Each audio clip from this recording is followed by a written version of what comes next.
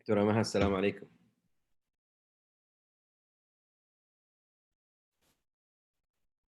وعليكم السلام. أهلا دكتور عادل. كيف أمورك؟ أهلا. طيبة إن شاء الله. حياك. الحمد لله بخير. تسلم. الحمد لله. جزاك الله خير. طبعا أنا ما أعرف أي مستشفى شغالة، فيا ريت تعطينا مقدمة كده في أي مستشفى شغالة أوكي. وإيش السب سبيشاليتي اللي وعليكم شغالة في السلام. البداية. أهلا دكتور عادل. كيف أمورك؟ أهلا. أنا شغالة في المستشفى الملك فهد الجامعي في الشرقية في مدينة الخبر. I'm a graduate of the Saudi board.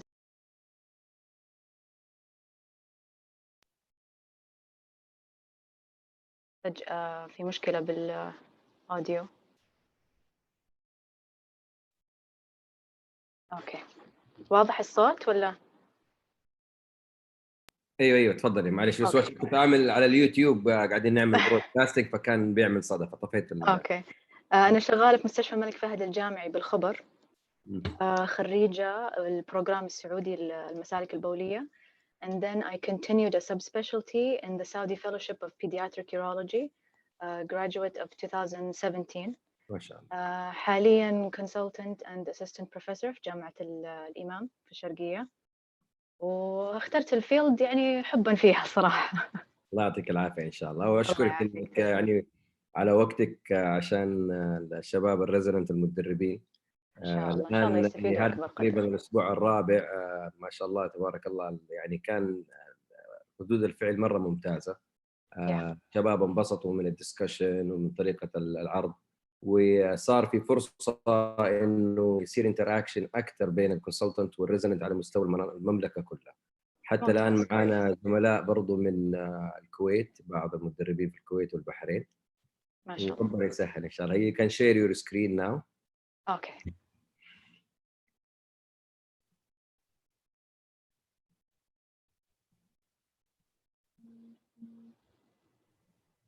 إذا في أي أسئلة يا شباب ممكن على الشات ترسلوها، وبلاش نخلي الشات للتعليقات أو الكومنتس، خلوها فقط للأسئلة. تفضل يا دكتورة. أوكي. يلا بسم الله الرحمن الرحيم. I know the topic that was sent out was the embryology of the ureters and the clinical implication, but I found it to be incomplete and it doesn't send the whole picture of what I wanted to say.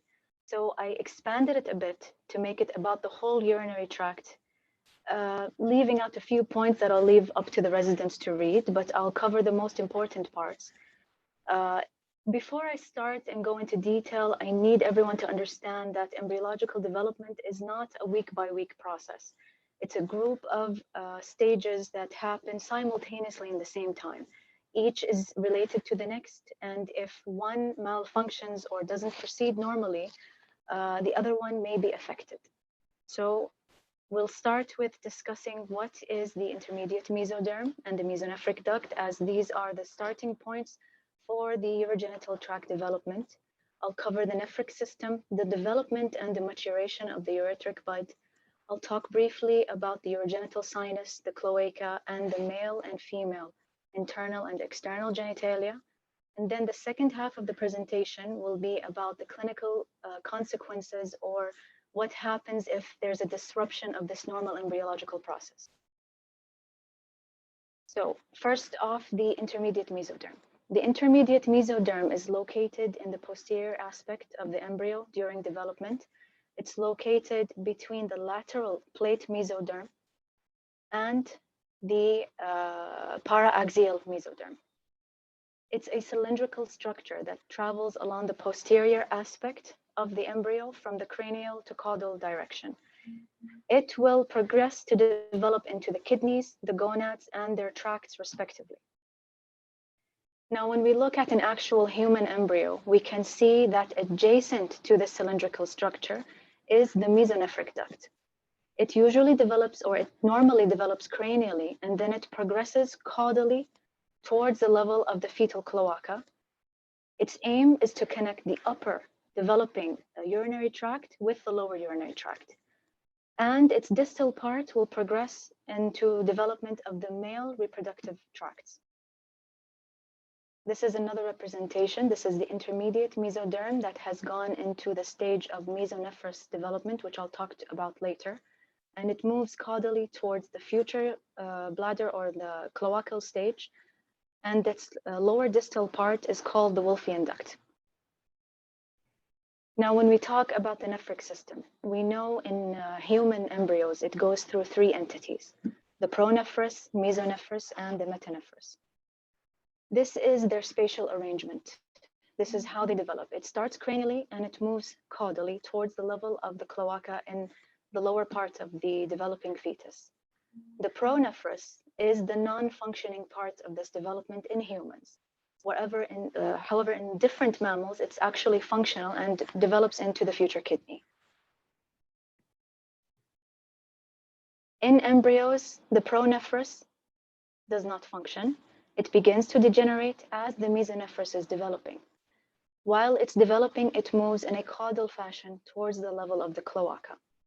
Each stage will develop and the previous stage will begin to degenerate until the ureteric bud starts to branch and develop its own metanephric cap, which will form the future kidney.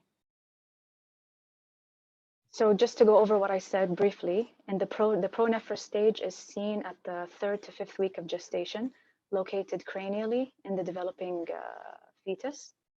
It's non-functional, but it does open into the pronephric duct, and it does not differentiate to any secretory organ. And it begins to disappear as the mesonephros is starting to develop and function. This is the principal excretory organ at this stage. The metanephros starts to appear by the week 5 of gestation, and it develops by interaction of the mesonephric mesoderm in the area of the branching ureteric bud. The ureteric bud, which I'll talk about later, will branch and collect blastema around it and start to develop the metanephric cap. Now, all these stages are not happening week by week, one after another. They're happening simultaneously. This video shows how it progresses at the same time as the other tracts are developing.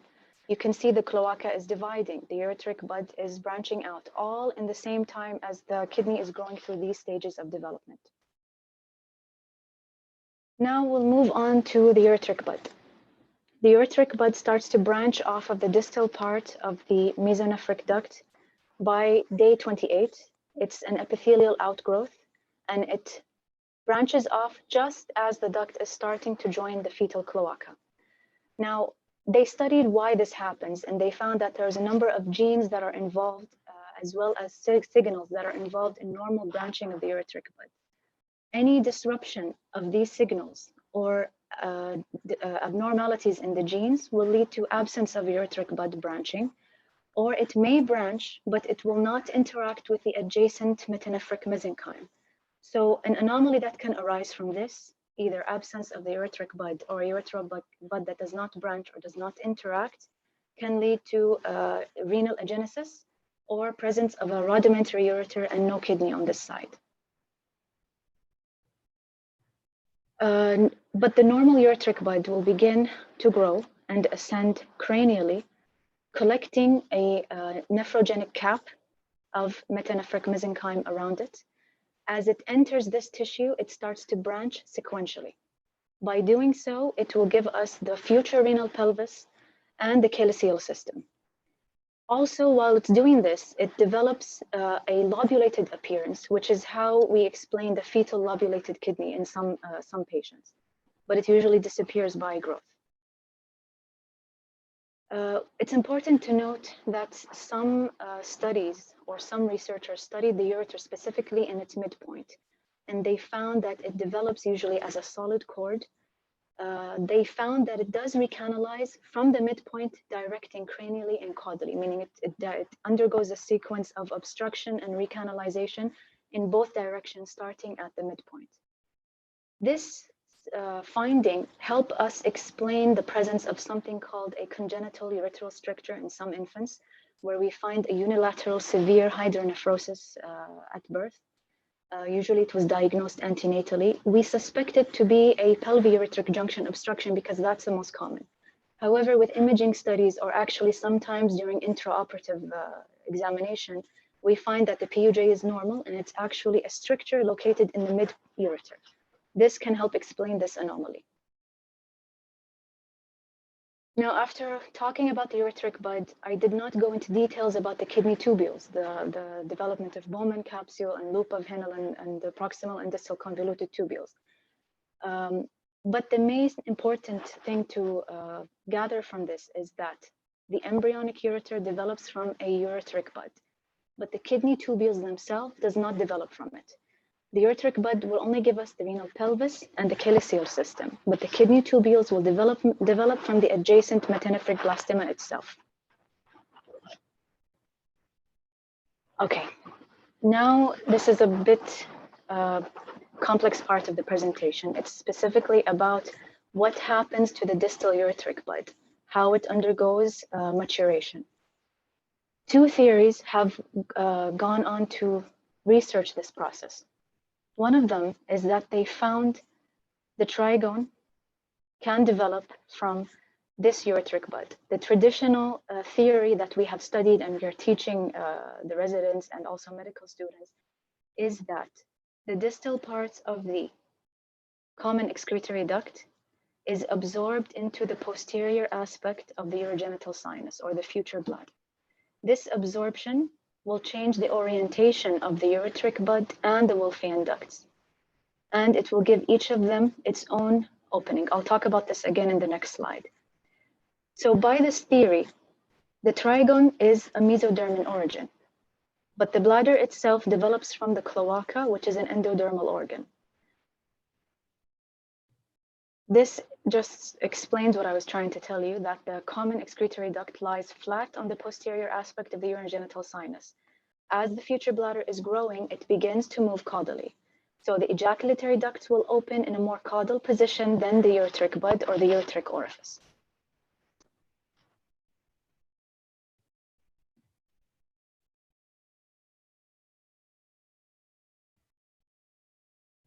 So by this theory, or by this traditional teaching, the mesonephric duct will move down and medially as the ejaculatory ducts. But the ureteric bud opening will move upwards and laterally and give us the ureteric orifices. More recent studies have gone on to refute this theory. They found that there is a series of apoptosis happening in this region, known as the common nephric duct, just as it joins the cloaca. Also at the same time, there's a 180-degree rotation of the ureteric bud around the mesonephric duct. This rotation will change the orientations of the opening of the ureteric orifice and the future ejaculatory duct. And then it will be incorporated into the wall, the external wall, by the series of apoptosis and is not involved in trigone development. The ureteric orifice during growth of the bladder will move into a more cranial position away from the bladder neck, while the ejaculatory ducts will move more caudally. So in this theory, the trigone is actually developed by condensation of smooth muscles from the bladder wall itself, meaning they refute that it's of mesodermal origin. Okay, so the traditional theory is the trigone is of mesodermal origin, but the more recent studies are trying to refute this thing. But it depends on what our teaching are now in the university. Okay, now I'll move on to kidney ascent. We know that the initial stages of kidney development start in the more cranial region, and it starts to move down until it reaches the metanephric stage. At this point, normal kidney will begin to ascend as the gonads are starting to descend. In the same time, the cloaca is being divided by a septum. I'll talk about this later on. So the fetal cloaca is an endodermal line organ. Usually we start to see it at 2 weeks of gestation. It develops due to joining of the allantois with the embryonic hindgut. It gives us a large sac in the caudal part of the fetus. By week 4, we start to see a urorectal septum that descends and moves its way down towards the cloacal membrane. If there is a disruption of this septum, or it does not fuse completely with the cloacal membrane, it will lead to certain anomalies, such as persistent cloaca, because this septum, what it does essentially is divide the cloaca into the urogenital sinus and the anorectal canal. If it does not completely fuse with the cloacal membrane, it will lead to persistent cloaca.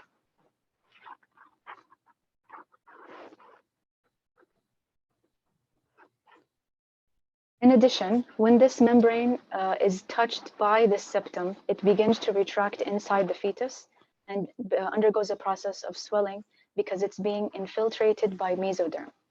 This mesoderm later migrates to the anterior abdominal wall, in addition to the anterior part of the bladder, and it's involved in future development of the muscles in the medial anterior abdominal wall. So any disruption of this process can lead to anomalies such as bladder exstrophy. Now I'll go briefly through internal female genital development. We know that up to week 7, the fetus is sexually indifferent. At this point, it begins to either go towards the male or female pathways. If Müllerian inhibiting substance is absent, meaning the embryo is a female, then the Wolffian duct structures will begin to degenerate and the fetus will proceed towards the female development by development of the paramesonephric duct into the future female internal structures. So this is the lower part of the paramesonephric duct or the Müllerian ducts. They join just before they meet with the cloaca. As they join, they fuse, and the membrane or the wall in between starts to dissolve. At this time, the cloaca has been divided into the urorectal canal and the urogenital sinus.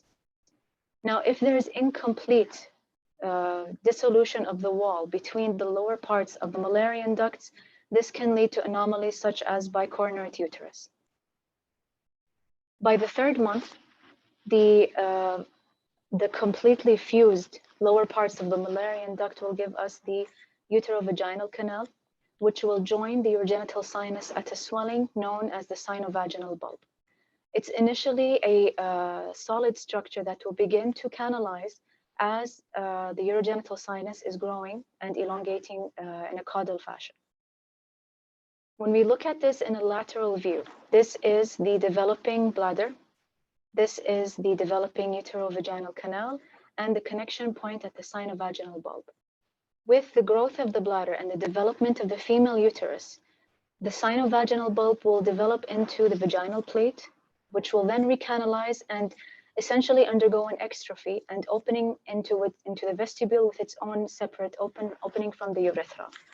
Now, if there's any defect in this process, this can give what is known as a persistent urogenital sinus, meaning we will have a female infant born with a single opening for the vagina and the urethra. We're almost done talking about the embryological development of the urogenital tract, and it's not complete without discussing the prostate, the vas deferens, and the seminal vesicles. It's important to know that the prostate and the bulbourethral glands actually develop from the developing urogenital sinus. It's epithelial outgrowths that develop into this area of mesenchyme under the effects of dihydrotestosterone. So the prostate and bulbourethral glands are developing from the urogenital sinus. But the seminal vesicles, which is a branching of the terminal point of the vas deferens, develops under the effect of testosterone from the distal parts of the Wolffian ducts.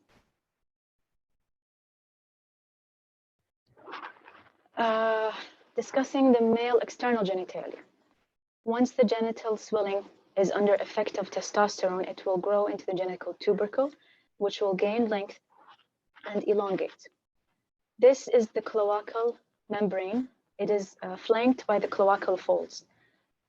Once the genital tubercle is elongating and the cloaca has divided into the urogenital sinus and the urorectal canal, these folds are now known as the urogenital folds.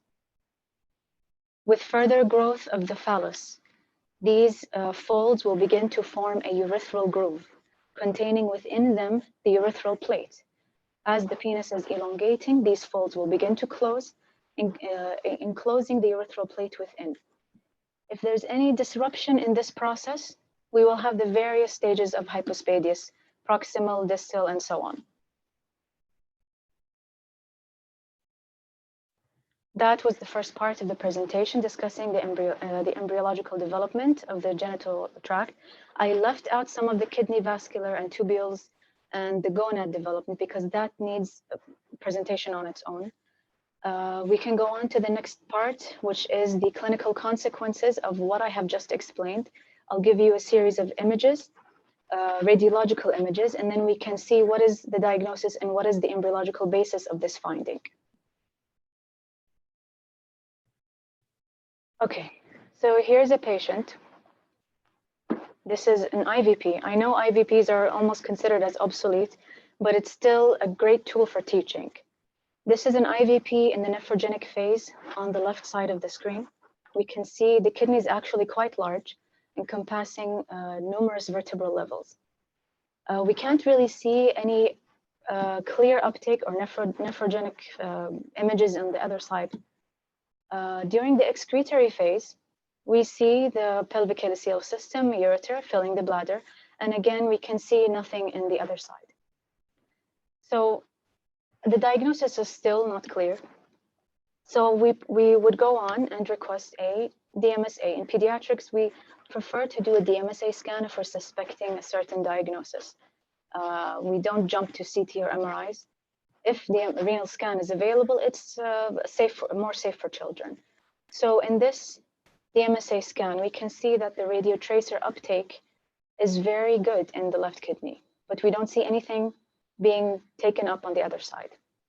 So this finding would give me a suspicion of unilateral renal agenesis. However, in the same patient who did the same study, we might see this finding.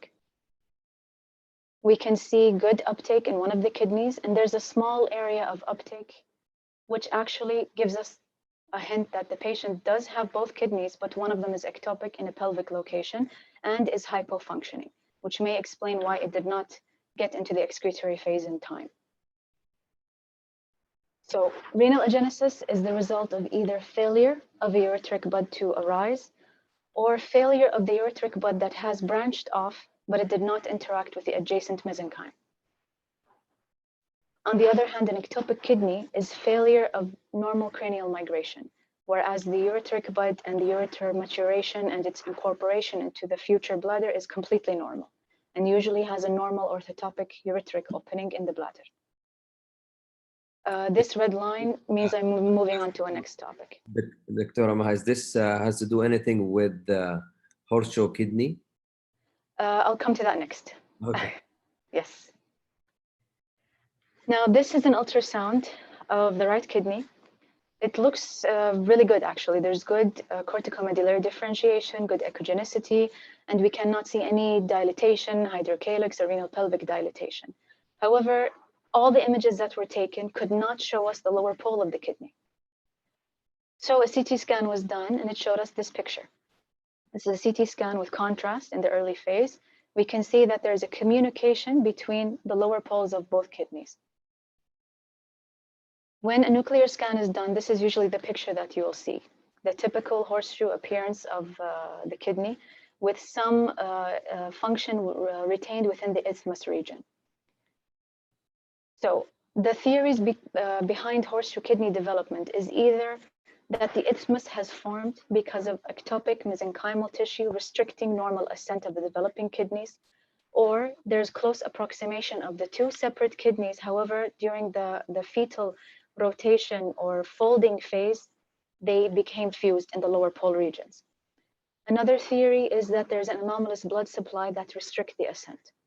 So the basic theory behind horseshoe kidney that we all know and memorize and we go by is that the normal ascent is held back by the inferior mesenteric artery at the level of L3 vertebra due to this isthmus communication of the two lower poles of the kidney. Now, another IVP. We can see that the right kidney has a good nephrogenic and excretory phase. The ureter looks fine, and there's no dilatation. However, in the left side, it's a clear picture of two separate moieties. However, the ureters are not completely separate. They are joining just at the pelvic brim and continue as one ureter. This is known as incomplete duplication, or bifid ureter is another term for it.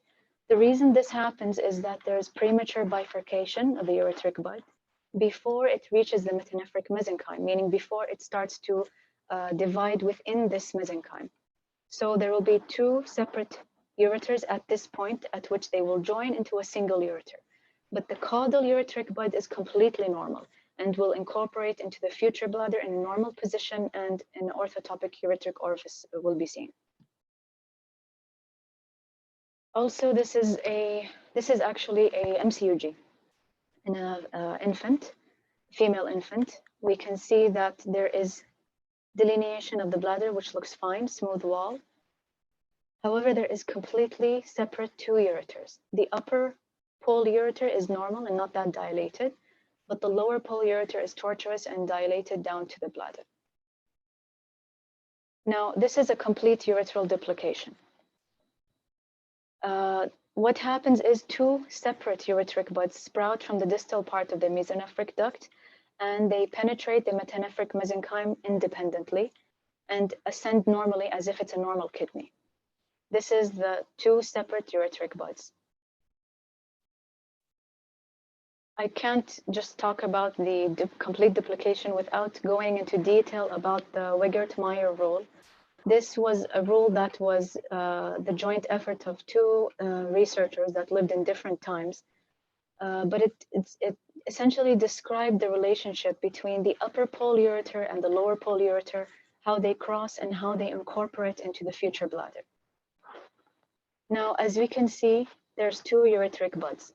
Initially, the upper ureteric bud will go towards the upper pole. However, because the bladder is still elongating and there's differential growth between the ureteric bud, this ureteric bud will incorporate into a more caudal position in the bladder, while the lower pole ureteric bud will be in a more cranial and lateral position. So when we see a case of complete ureteral duplication, we need to keep in mind that the lower pole moiety has certain characteristics and the upper pole moiety has certain characteristics. When we are focusing on the lower pole moiety, it's usually affected by conditions that affect a normal solitary collecting system kidney, such as PUJ obstruction or primary vesiculoureteric reflux. But the upper pole moiety usually is affected by conditions that develop from abnormal ureter insertion, an ectopic ureter, or abnormal ureter development, such as a ureterocele. Again, back to an IVP. Before, how did they used to suspect the presence of a complete duplex kidney? You can't always catch the two separate ureters. If you see this finding on an IVP, it's known as a drooping lily sign, because this upper pole is not functioning, so it's not excreting the contrast. The lower pole collecting system is displaced by the upper pole moiety. This is a CT scan in the excretory phase. Here we can see completely separate collecting systems. It's hard to totally see the separate ureters, but when you do a digital subtraction image, you can differentiate each ureter and how they are inserting into the bladder. Now, it's hard to diagnose a completely duplex collecting system or duplex kidney by ultrasound. For example, this is an ultrasound of a kidney that looks totally normal. It may be a bit larger than normal, but there's no dilatation, there's good echogenicity, good corticomedullary differentiation. But when we see this picture, this is an ultrasound of a kidney that shows focal dilatation in the upper pole. Usually radiologists will report this as a large cyst occupying the upper pole of the kidney. But as a urologist, you need to keep in mind, or this should raise a suspicion of the presence of a duplex collecting system. If the patient only did a kidney ultrasound, that's only half of the study. It's important to complete the ultrasound by taking a picture of the bladder when it's full. When they did that, they saw this picture. This is a ureterocele on the same side. So this helps to confirm the suspicion of the presence of a complete duplex kidney or duplication of the ureter. This patient, on the other hand, has a dilatation of both the upper moieties and the lower pole moieties with a demarcation line in between. But again, ultrasound does not give much anatomical detail as we can get from other studies such as CT scan or MRIs. Now, in this patient with a large upper pole cyst, if we did a nuclear scan or a DMSA, this is usually the picture we'll see. We'll see good radiotracer uptake in one region of the kidney. If the upper moiety is non-functioning, which we suspect by the presence of this large cyst and thinning out of the parenchyma, it will have no uptake in its upper part. So this also raised the suspicion of complete duplex kidney. Now, if the radiologist is very... سؤال هل يفرق لو عملنا DMSA ولا ماك 3؟ كان في واحد من الريزيدنت بيسأل. Yes. Now, the reason I'm doing a DMSA is I want to assess function of the cortex.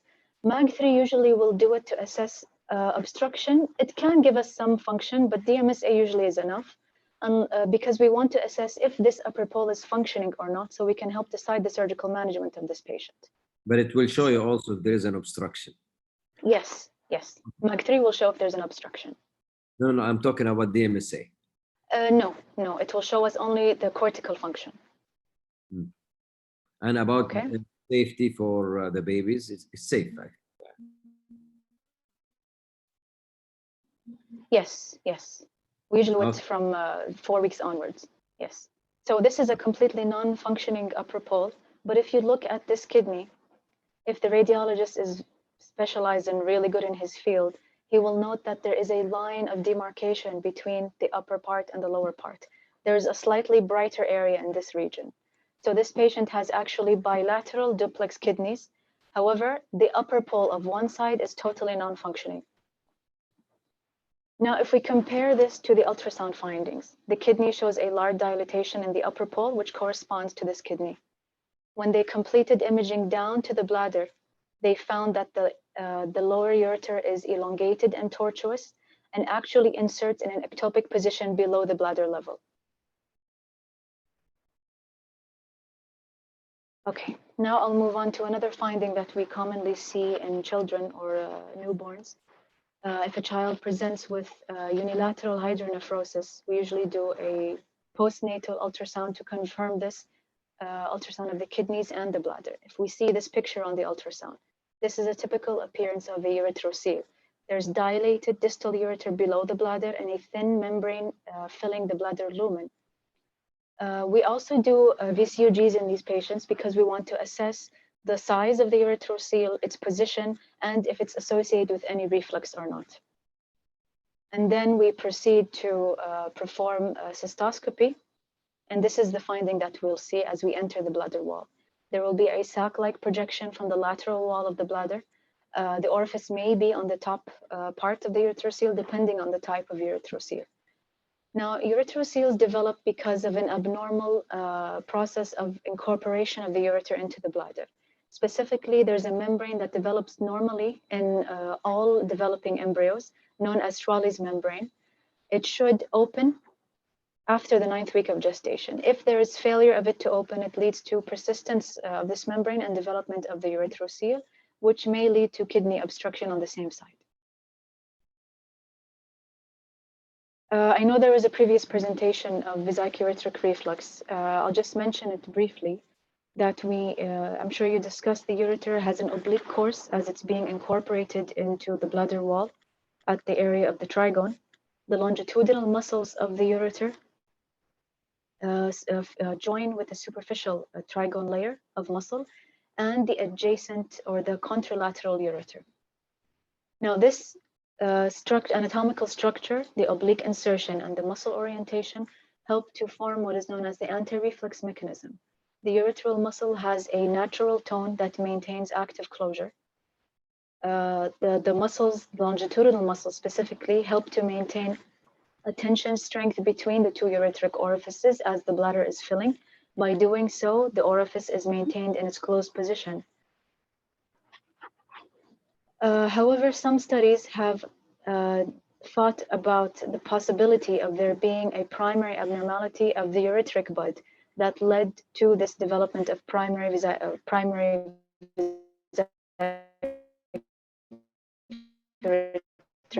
reflux. So, of this ureter into the bladder wall. Therefore,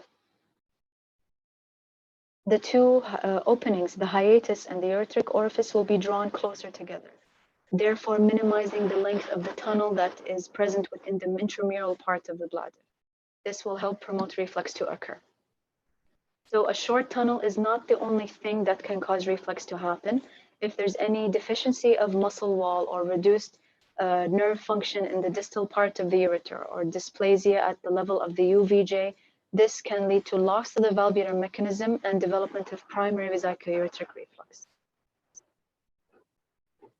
This is an intraoperative retrograde pyelogram. You can see the contrast is being injected into the lower ureter. Here is a fine hair-like tunnel, and then suddenly there's dilatation of the ureter above this level. On ultrasound, this is the bladder lumen. We can see that there is suddenly dilatation of the distal ureter. The measurement, let's say it's above 7 or 8 millimeters. And on nuclear scan, we're trying to assess, is this obstruction at the level of the PUJ? Is the hydronephrosis developing from a PUJ obstruction or a different kind of obstruction? We see that there's holdup of contrast in the entire ureter that is dilated. So this raises the suspicion of the presence of a distal ureteric obstruction. Now, the term megaureters is not a distinct diagnosis. It's just a descriptive term of the dilated distal ureters. Now, if it measures more than 7, or some books mention 8 millimeters, then we can give it the term megaureters, irrespective of what caused it. Initially, they thought it was similar to Hirschsprung's disease in the bowel, where there's an aganglionic segment at the insertion of the ureter leading to this dilatation and obstruction of the distal part at the UVJ. But histopathological studies showed that there is ganglia in this region, so they refuted this theory. So there's different types of megaureters. A primary obstructive megaureter means that there is a local deficiency of muscle fibers at the distal part, but a hypertrophy of the circular muscles above this level. This gives us the disproportionate appearance of the distal stenosed ureter and the widely dilated ureter above it. Refluxing megaureters, on the other hand, are more lateral insertion of the ureteric bud with a short tunnel, and histological studies showed that there's actually a 2-fold increase in the amount of collagen, specifically type 3, located in this region. The reason they studied this was that they found that certain patients with refluxing megaureters were not having much success in surgical reimplantation compared to patients that had primary vesiculoureteric reflux. So they began to study the tissue specifically in patients with refluxing megaureters. And they found that it's best to try and to excise the very distal part of the ureters along with tapering during the performance of reimplantation. Okay. Now, if we have ultrasound pictures, such as this infant, postnatal ultrasound imaging, we can see this is the left kidney. There's a very thin rim of renal parenchyma and a ballooned out renal pelvis and ballooning of the renal calyces. This is another picture of a patient with antenatal hydronephrosis. There's again thinning out of the renal cortex, but not as severe as the previous image, and there's ballooning out of the renal pelvis. In both these pictures, we cannot see the upper ureter. Of course, you have to take several cuts to assess if the upper ureter is visualized or not, such as in this patient. There's a better amount of kidney parenchyma here. It's about grade 2 hydronephrosis, dilatation of the renal pelvis and major calyces, but you can see the upper ureter. So in these two, I will, just from ultrasound, suspect the presence of a pelviureteric junction obstruction, while in this patient, I won't rule it out totally, but it is less likely, the cause of this hydronephrosis. Again, back to an IVP study. In the excretory phase, you can see the right kidney is excreting normally, the ureter looks fine, but on this side, the collecting system is totally dilated with a ballooning out of the renal pelvis and then holdup of contrast with no contrast filling the ureter. On a CT scan, we will see this picture. The right kidney has already started the excretory phase. The left kidney is a bit delayed, but there is function in the renal parenchyma, and there's a large ballooning out of the renal pelvis. After which, if you had the other cuts, you could probably follow the ureter down to the bladder. Now, this is where the MAG3 is of most use when I'm assessing the presence of this picture on ultrasound. I want to assess both the function and the presence of obstruction. And I want to see, is this obstruction affecting the function of this kidney or not? So we can see that there's good nephrogenic uptake of the radioisotope material in both kidneys. However, the right kidney has already started to excrete out the radioisotope material, but the left kidney is holding it up, and we cannot follow the ureter down to the bladder. So here I am confirming my suspicion of a pelvic-ureteric junction obstruction. Now, during the excretory phase, usually the radiologist will inject a dose of Lasix to help promote diuresis and a washout of the radioisotope material. We can see that the right kidney is draining normally, but the left kidney is plateauing with no obvious excretion seen after injection of Lasix. But the function of both kidneys is still maintained in this patient. So a uretero-pelvic junction obstruction, there are theories to why this happens. Histologically, they studied the differentiation of the ureteric muscle, and they found that it begins usually at the level of the bladder and it moves cranially. If it stops at the level of the PUJ, it leads to an adynamic or a hypoplastic or stenosed segment. Therefore, we see that picture that we saw in the previous ultrasound, dilated kidney of various degrees with a ballooned out renal pelvis, and you cannot assess the upper ureter in the kidney ultrasound. And when they take an image of the bladder again, you won't see the dilated ureter in a case of pure pelvic-ureteric junction obstruction. This is another patient, an ultrasound of the kidney. You can see that the upper area of the kidney looks normal. However, there is focal dilatation in this region. The radiologist may report it as a cyst in the lower pole of the kidney. Again, when you see a cyst or focal dilatation in either the upper or the lower pole of the kidney, you need to suspect the presence of a complete duplicated collecting system, such as in this patient. This patient had a complete duplication of this collecting system. This is a CT scan with subtraction studies performed. The upper pole is normal. The ureter is normal. There's no dilatation and its excretion is fine. However, the lower pole is totally obstructed. There's no ureter appearing and the ballooned out renal pelvis is seen. As I mentioned before, the lower pole is usually affected by certain conditions that affect normal single collecting system kidneys, such as pelvic-ureteric junction obstruction. So this patient has a totally duplex kidney with PUJ of the lower moiety. So in conclusion of all this embryological headache that I mentioned, we need to keep in mind that all these things, stages happen simultaneously. And certain findings on imaging can be a spot diagnosis to the embryological basis of why this developed in this patient. You need to know this as a urologist. Most of them will come across you even if you are not a pediatric urologist. You may still see these findings in adult patients. And usually the patient will ask you, why did this happen? How did this happen? Of course, you won't go into the embryological details, but it's good to know the basis of the disease so that you can plan your future management of this patient. وهذه آخر المحاضرة. الله يعطيك العافية. صراحة محاضرة جميلة ومن أصعب المحاضرات، يعني هذه من أصعب المواضيع اللي كانت دائما تواجهنا في نقرأ في كامبل صراحة، لأنه مرة معقد، يعني مرة معقد وبحر كبير. أيوة. وجعلتيها صراحة بأسلوب مرة سهل، يعني مربوطة مع بعض. في أشياء كثير مرة فهمتها أنا، يعني هذه واحدة من الشباتر يمكن اللي عقدتني وخلتني أبطل في البدايات.